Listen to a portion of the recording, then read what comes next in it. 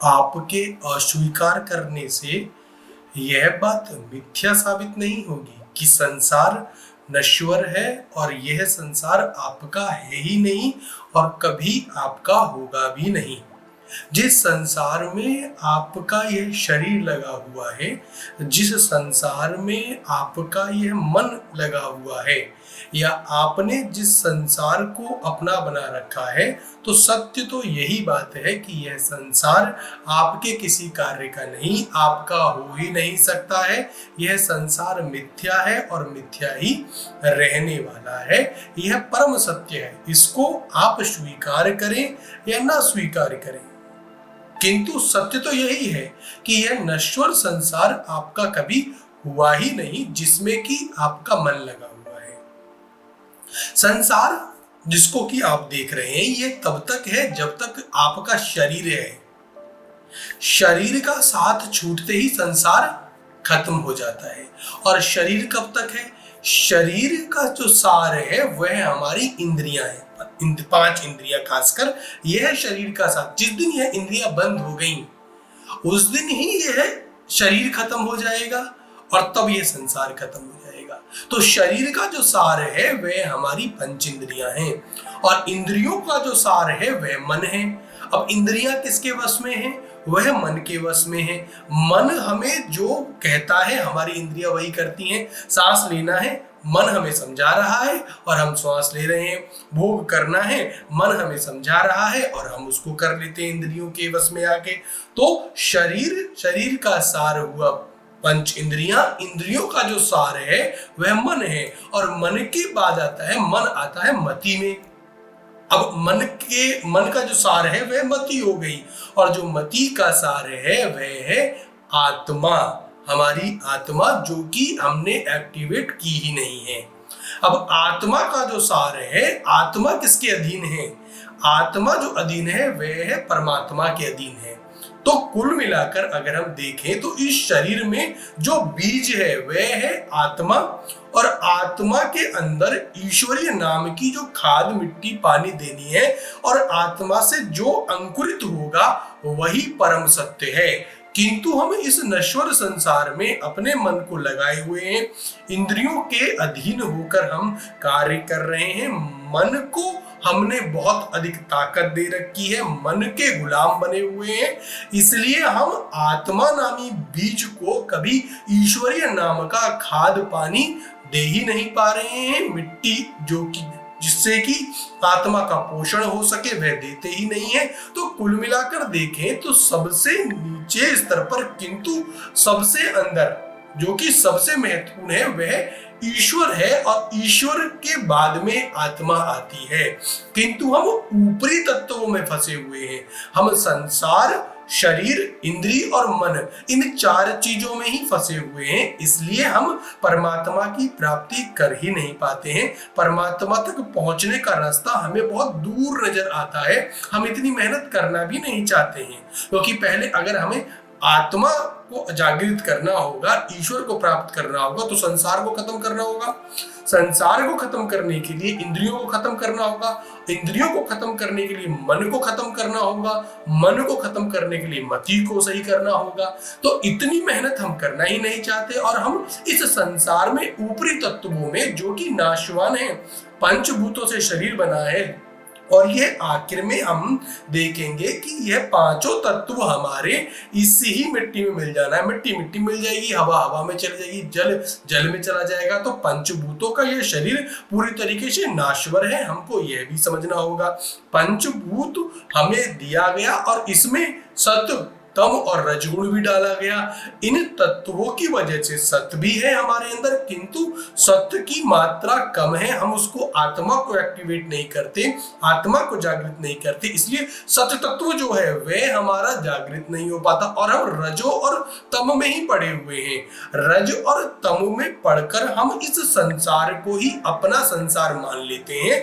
किंतु भगवत गीता में भी भगवान श्री कृष्ण जी शुरू से अगर आप पढ़ेंगे, प्रथम अध्यायों में केवल आत्मा के ऊपर जोर दे रहे हैं। वहां पर कर्म के ऊपर जोर क्यों नहीं दे रहे कृष्ण जी?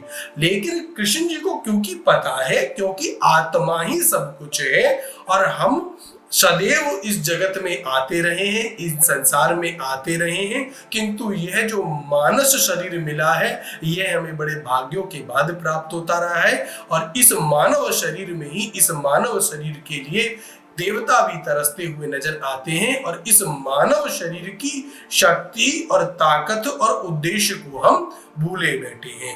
हम यही सोचते हैं कि इस संसार में यदि हमने लाखों करोड़ों रुपए कमा लिए तो यही हमारा मुख्य परम उद्देश्य है, किंतु हम ऐसा इसलिए सोच रहे हैं क्योंकि हमने इस संसार को ही सब कुछ मान लिया है। बोलो जय श्री राम। राम राम राम। ओम नमः शिवाय, ओम नमः शिवाय, ओम नमः शिवाय। और हम इस संसार में ही लगे हुए हैं, अपने मन के अधीन होकर, इंद्रियों के अधीन होकर कार्य कर रहे हैं और आत्मा को भूले बैठे हैं। किंतु अंत समय में हमें इस आत्मा से ही पार प्राप्त हो सकता है। और जब हमारे अंदर सत्य की प्राप्ति होती है, आत्मा की शक्ति को हम देख पाते हैं, जान पाते हैं, तब तक बहुत देर हो चुकी होती है। इसलिए इस शरीर को देवता भी तरसते हैं। मानव शरीर मिला है आपको 84 लाख योनियों को भोगने के बाद में, और हर जन्म में आपने भोग भोया है, हर जन्म में आपने इस नश्वर संसार को अपना संसार माना है। इसलिए अभी भी समय है, आपको जागृत होना चाहिए और इस संसार के असली सत्य को आपको जानना चाहिए। और जो आत्मा है, बीज है, उसको अंकुरित हो, उससे एक पेड़ निर्मित हो, और वह पेड़ जो होगा वही परम सत्य का पेड़ होगा और वही आपको परम सत्य दिलाने वाला होगा। उसके लिए आपको मेहनत करनी पड़ेगी, ईश्वरीय नाम का जाप करना पड़ेगा, ईश्वरीय नाम का भजन कीर्तन श्रवण करना पड़ेगा। और जब आप भक्ति करेंगे तब आत्मा के अंदर से परम सत्य और मोक्ष नामक जो कल्प वृक्ष उगेगा, उसकी मदद से आप आवागमन से मुक्ति प्राप्त करते हुए नजर आएंगे। तो यह सत्य है जिसको कि समझना बेहद आवश्यकता है। भगवान श्री कृष्ण लगातार गीता में आत्मा के ऊपर जोर देते हुए नजर आए हैं। जब अर्जुन भ्रमित था और अर्जुन बार बार अपने ऊपर शंका कर रहा है, तो शुरुआत में भगवान श्री कृष्ण आत्मा के ऊपर ही प्रकाश डालते हुए नजर आए हैं। इसलिए आत्मा को समझिए, इस नश्वर संसार से अपने आप को हटाना होगा और आंतरिक संसार जो है, आत्मा का जो संसार है, उसकी तरफ आपको उन्नति करनी होगी, विकसित होना पड़ेगा। किंतु हमारा विकास और हम अपने आने बच्चों को भी जो विकास बताते हैं वह बाहरी जगत का विकास बताते हैं। इंजीनियर बनना, पायलट बनना, यह तो जीवन यापन के लिए एक आवश्यक वस्तु है, मान लिया कि यह, किंतु यह बाहरी विकास है। बच्चों को बताना होगा कि इसको परम सत्य ना माने, किंतु आज की जो पीढ़ी चल रही है वह तो इसी को परम सत्य मानकर बैठी हुई है और आंतरिक विकास को हम पूरी तरीके से इग्नोर करते हुए नजर आ रहे हैं। और ना तो हम कभी अपने आंतरिक विकास को समझ पाए हैं, ना हम अपने बच्चों को समझा पा रहे हैं। इसलिए हमारे बच्चे लाखों करोड़ों रुपए कमाने के बाद भी आप देखें तो वह प्रसन्न नहीं है, आनंदित नहीं है। और एक फकीर को देखिए, संत को देखिए, जो कि धार्मिक स्थान वृंदावन में बैठे हुए हैं और केवल राम नाम का जप कर रहे हैं और वे आनंदित हैं, जबकि उनके पास तो बाहरी संसार का कोई धन ही नहीं है। तो आपको यह अंतर अपने बच्चों को समझाना होगा कि धन तो कमाइए, बाहरी संसार के लिए धन कमाना बेहद आवश्यक है, किंतु ऐसा ना हो कि आप इस बाहरी संसार में ही अपने आप को पूर्णतः लगा लो और आंतरिक विकास के ऊपर कभी जोर ना दो, प्रकाश ना डालो। इसलिए आवश्यक है अपने बच्चों को समझाइए कि यह संसार नश्वर है, जिसको कि हम अपना मानकर बैठे हैं। हम इसमें चाहे जितनी उम्मीद लगा लो, जितनी भी उम्मीद लगा लो और जितना भी मन लगा लो, किंतु एक दिन शरीर से आत्मा निकलनी ही निकलनी है और यह शरीर आपका मिट्टी में मिल जाना है। पंचभूतों से बना हुआ यह शरीर इन पांचों तत्वों में ही मिल जाना है। आकाश में मिलना है, हवा में मिलना है, जल में मिलना है, मिट्टी में मिल जाना है। सब शरीर का एक एक अंग जैसा ईश्वर ने निर्मित किया और यह पूरी तरीके से नश्वर शरीर है। आत्मा परम सत्य है। आत्मा के सत्य को जानिए। आत्मा ही परम सत्य है। न आत्मा कभी मरती है न जलती है, यह नश्वर नहीं है।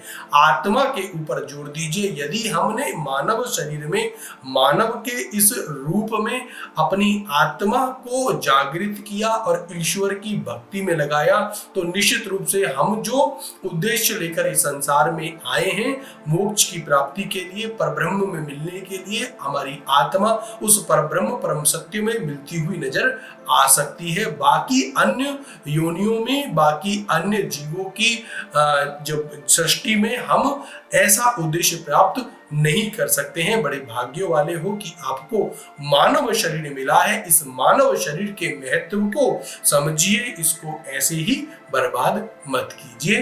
बोलिए ओम नमः शिवाय, ओम नमः शिवाय, ओम नमः शिवाय, ओम नमः शिवाय, ओम नमः शिवाय, ओम नमः शिवाय।